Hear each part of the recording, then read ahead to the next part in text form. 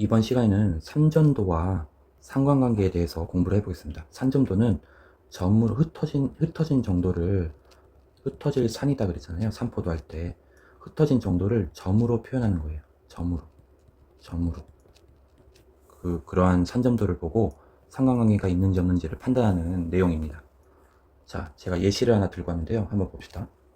다음은 어느 해에 배럴당 국제유가와, 여기 국제유가, 우리나라 리터당 주유소 가격을 조사해 나타낸 것이다. 그러면 어느 해니까 1월부터 12월까지 국제 유가 배럴이 있을 거고, 이제 휘발유 가격이 이렇게 있겠죠. 그러면 국제 유가와 휘발유 관계가 있겠죠, 당연히. 이걸 구체적으로 어떻게 표현하고 싶냐, 그런 말이잖아요.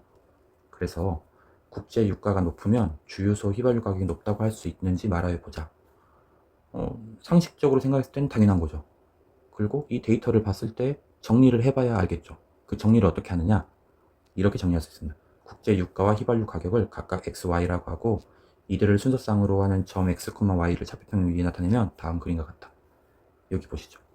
x축은요 국제 유가고요, y축은요 우리나라 휘발유 가격입니다. 그래서 12개의 점들이 찍혀 있어요. 그러면 대체적으로 국제 유가가 올라가면 휘발유 가격도 점점 올라감을 알 수가 있겠죠.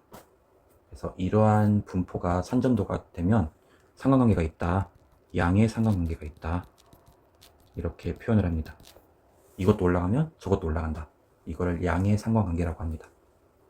그래서 산점도 정의를 말할게요. 산점도, 두 별량의 순서쌍을 좌표로 하는 점을 좌표평면 위에 나타낸 그림을 산점도라고 합니다.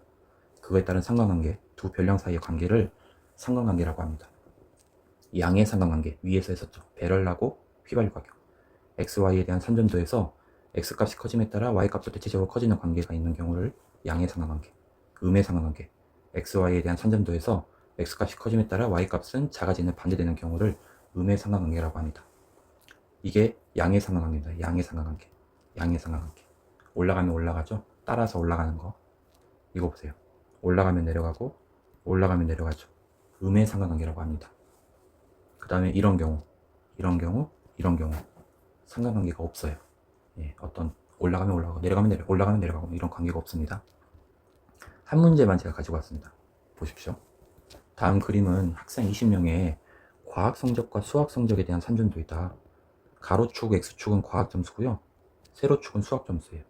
대체적으로 이렇게 되어 있죠. 양의 상관관계를 띄고 있네요. 1번, 과학 성적이 가장 낮은 학생과 가장 높은 학생의 수학 성적. 과학 성적이 가장 낮은 학생은 여기서 보면 과학 성적 40점이고, 그 다음에 가장 높은 학생, 과학 점수 가장 높은 학생, 과학 점 100점. 가장 높은 학생은 과학 성적이 가장 낮은 학생과 가장 높은 학생의 수학 성적이네. 40, 40이란 말은 과학도 40, 수학도 40이란 얘기죠. 맞게 잘 풀었네. 운이 좋았네요. 그 다음에 과학 성적이 높은 학생은 수학 점수는 90점이죠. 수학을 조금 못 봤네요. 자, 2번. 과학 성적과 수학 성적의 상관관계. 양의 상관관계라고 하시면 됩니다. 오른쪽 위로 치고 올라가잖아요. 여기까지 해서 산점도와 상관관계를 했습니다. 제가 쓰는 것보다 이 개념을 한번 보는 게 낫죠. 산점도, 흩어진 정도를 점으로 표현한 그림, 상관관계, 둘의 관계, 양의 상관관계, 음의 상관관계, 상관관계가 없는 경우, 이것만 잘 알아두시면 됩니다. 수고하셨습니다.